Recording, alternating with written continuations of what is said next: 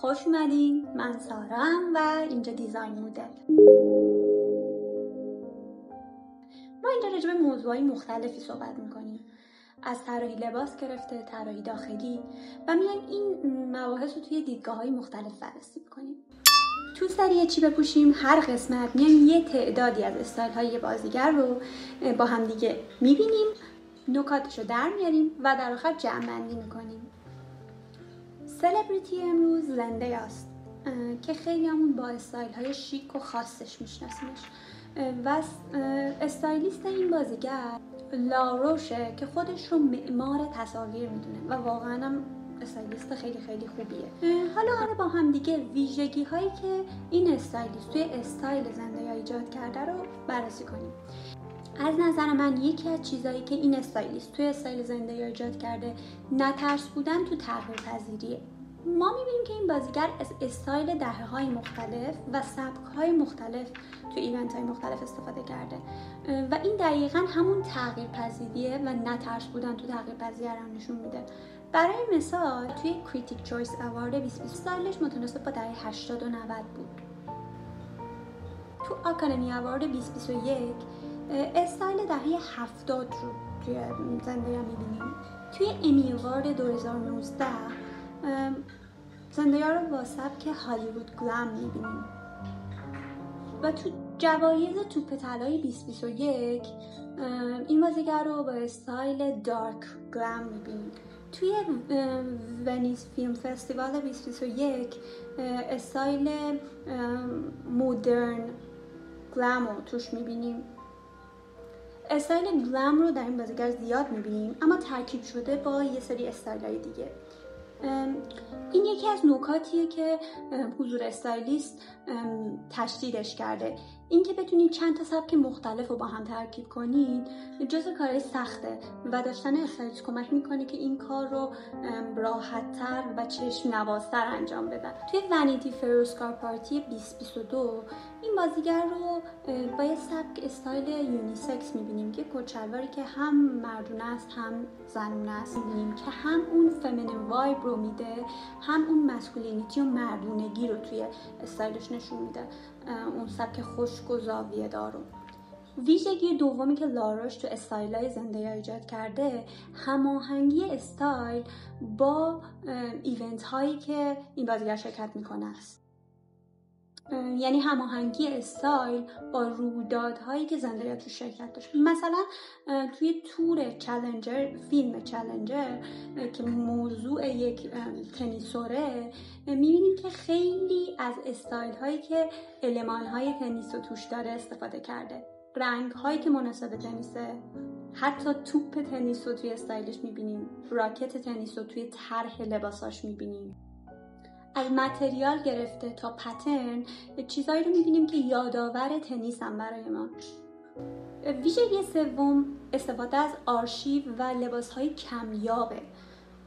مثلا برای همون تور چالنجر از یه پیراهن رالف لورن سال 1992 لاروش استفاده کرده برای این بازیگر که خیلی پیراهن ساده و جذابیه.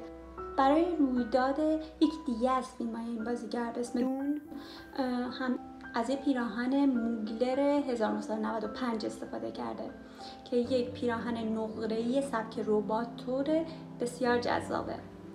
یه ویژگی دیگه‌ای که ما با حضور این استایل زندیا می‌بینیم تغییر پذیریه توی استایلش. یعنی از استایل‌های پرزرق و برق گرفته تا استایل‌های مسکولن مردونه کت شلوار تور همه رو توی این بازیگر می‌بینیم. پیراهن‌های خیلی پررنگ شارپ، پیراهن‌های ساده، رنگ‌های پاستلی. در مجموع استایل‌های زندیا خیلی متنوع، جسورانه و خاصه. و نکاتی که ما میتونیم از این استایل‌ها یاد بگیریم چی هست؟ نکته اول بهتر شدن استایل. نکاتی که لاروش استفاده کرده واسه استایل زندیا، یک استفاده از متریال های خوب توی استایلشه و تنوع متریال. یعنی هم توی استایل های مختلفی که تا اینجا دیدیم، هم توی تک تک اون استایل بخوایم نگاه کنیم، اومده از متریال مختلف استفاده کرده که اون بعد و اون جذابیت رو به لباس بده. دومین مورد واسه بهتر کردن استایل استفاده درست از رنگ، هم توی تنوع رنگی که اومده هم استایل های مینیمال و پاستلی استفاده کرده واسه این بازیگر، هم رنگای شارپ استفاده کرده که اون جذابیت رو به استایلش بده. و در این حال استفاده درست از رنگ، برای مثال اومده از کفش همرنگ با کت شلوار استفاده کرده که کشیدگی رو تو بدن این بازیگر بیشتر کنه. مورد سوم پروپورشنه. برای داشتن تناسب بدن بیش از 2 نکته کلی استفاده کرد. یکی رنگ، یکی استفاده اندازه است که حالا الان توضیحش میدم. استفاده رنگ یعنی وقتی که مثلا از رنگ شارپ استفاده میکنیم، بیایم اینو یک جورایی خنثاش کنیم با یک رنگ نوترال، یک رنگ سفید، خاکستری، توسی و بتونیم اون تناسبه رو بهش بدیم. و همچنین استفاده از این رنگ‌های شارپ و یا حتی خنثی توی جای مناسبش. برای مثال اگر میخوایم یک قسمت بدن رو روش تشدید کنیم، مثلا کمر، اون رنگ شارپ خیلی مهمه که توی اون قسمت بدن باشه. و همچنین استفاده از رنگ خنثی دقیقا همینطور.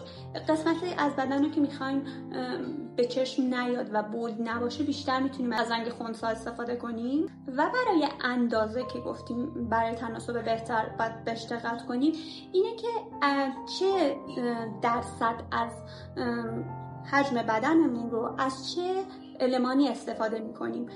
برای مثال اگر شلوار یک المان بزرگ و بلند باشه، باید دقت کنیم که تناسب این با بالاتنه هماهنگ شه. یعنی وقتی پایین یک المان بزرگ و حجم استفاده کردیم، بالاتنه یک المان کوچیک باشه، یعنی نیم تنه باشه، یه چیزی که سطح بدن رو کمتر پوشونده باشه. و همینطور اندازه میتونه شامل این باشه که چه مقداری از پوست تنمون توی یک لباس معلومه.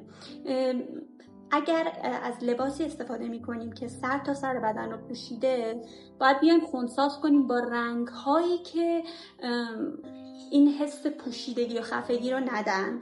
و در این حال وقتی که مثلا بالاتنه کاملا پوشیده‌ای داریم و نمیخوایم برای مثال کت شلوار بپوشیم، باید سعی کنیم مثلا پایین تنه رو از یک دامن کوتاه، شلوارک کوتاه، یه چیزی که اون پوست رو در پایین تنه بیشتر نشون بده استفاده کنیم. مورد چهارم سیلوئته.